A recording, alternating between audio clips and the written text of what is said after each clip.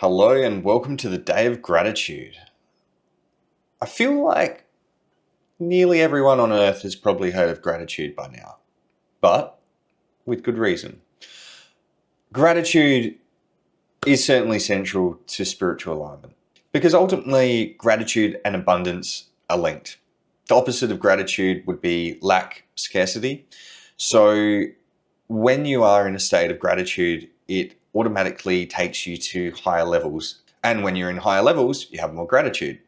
Two-way system as per usual. So my philosophy around gratitude isn't that you have to now perpetually do a gratitude practice for 3 hours every morning for the rest of your life. I really believe that if you can train your mind to be grateful, over time, the requirement to actually do a practice diminishes because your mind has been rewired in such a way that it sees challenges as opportunities and it sees abundance in what you already have. But to get there, a practice is beneficial. I've identified a few practices that were really beneficial for me, and I'll include those practices a little bit later. But I think the real importance around gratitude is it's not only an acceptance of what is, but it's a embracing of a feeling grateful for what is. Now, this can get tricky in certain dynamics where, let's say you had a really difficult experience, and then there's someone presenting you with the notion that, oh, you should be grateful for all experiences.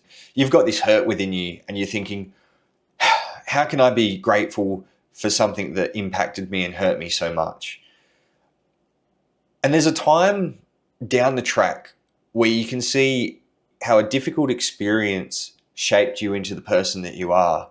And when you like that person you've become, then there's a sense of gratitude that comes from that.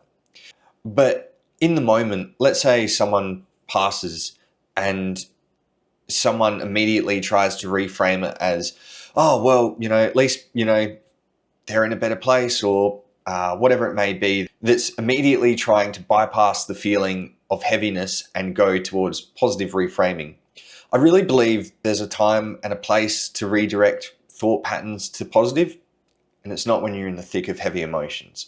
So being able to experience the heavy emotions fully and allowing oneself to feel them fully, to even have them validated, to have someone just allow you to sit in them or allowing others.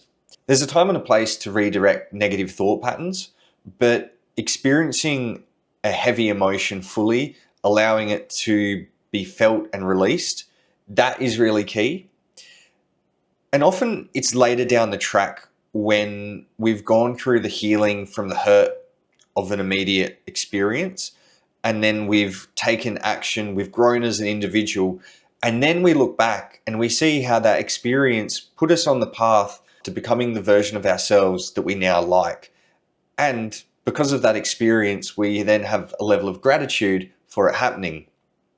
But that should always be weighed against not allowing people who took advantage of us, manipulated us, didn't act in our best interests to be let off the hook. Because I've certainly done that before. Like, there's been experiences where someone has essentially fucked me over. And in the moment, I'm like, oh, well, but this is serving me in this way. And it's actually stopped me holding them accountable where that would have been probably the right choice. And guess what? Later on, as I've then acknowledged that truth, that hurt has wanted me to blame them, but I've already let them off the hook. So you kind of can't go back. And then that takes another cycle of self-forgiveness and then moving through and releasing. So a really good example of gratitude that I have for something that I didn't at the time.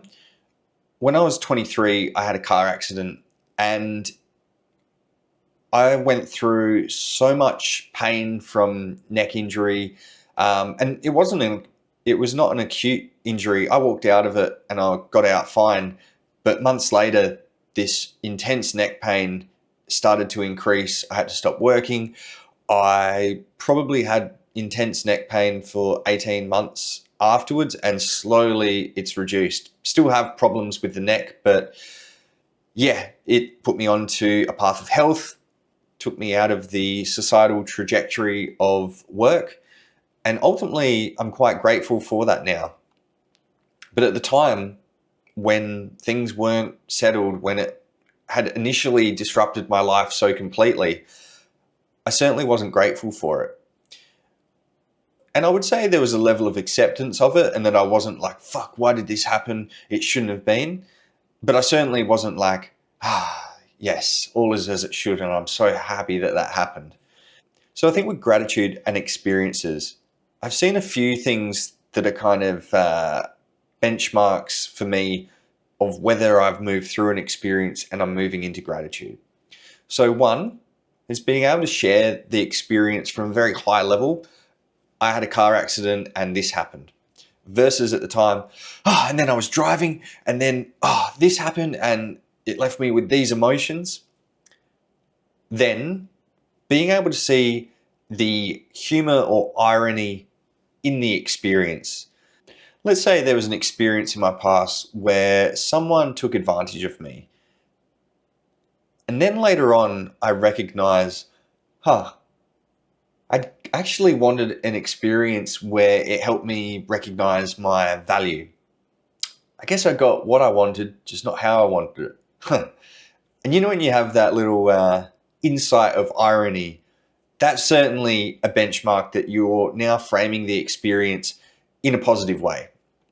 So the last one would be that you wouldn't change the experience even if you could. That, let's say you could go back in time and choose that, you would. Because it created a deeper sense of self in one way or another that led you to where you are now, and you like that version of yourself. So you wouldn't want to change the circumstances that led to that. And I think when you have those three things lined up, then you've healed from an experience where you can be grateful for it. And ultimately, gratitude is going to come from the more value you see in an experience, the more grateful you will be for it. Now, there's probably two parts to that. There's the healing, so processing the emotions it created, whether from someone else or generated internally, which is often the case. That, let's say I've been manipulated plenty of times in the past. These days, I realize it's less about what the person did to me and what I allowed to do and what I allowed myself to be subjected to. And I think that's very helpful to have that, because if you stay stuck at, they did this to me and they shouldn't have, that can happen again. If you look at, what did I do that put myself in that situation, then you can take some level of responsibility that can stop you putting yourself in a similar situation in the future. Now, I realize there's certain experiences that can be completely out of your control. Maybe where your responsibility was going on the street, and that is what put you in that situation. And you're like, well, Jeremy, am I meant to not go out on the street? And I guess that would then come down to, okay, by going out on the street, by driving a car, there's an inherent risk that I'm accepting. Yes, I don't ideally like that the world can be that way, but how can I either limit my risk or accept that that's a possible outcome, like having a car crash, for example? And ultimately, what I've realized, let's say you had an experience that deeply hurt you. Continuing to hold that blame for another really doesn't allow you to heal and move forward. So if you can take radical responsibility without self-blame and without letting others off the hook, then you're going to really be on the path to healing and finding deeper sense of gratitude for it. So let's take a look at some strategies to cultivate gratitude. And I'm going to chuck a reflective session to see what you're grateful for today.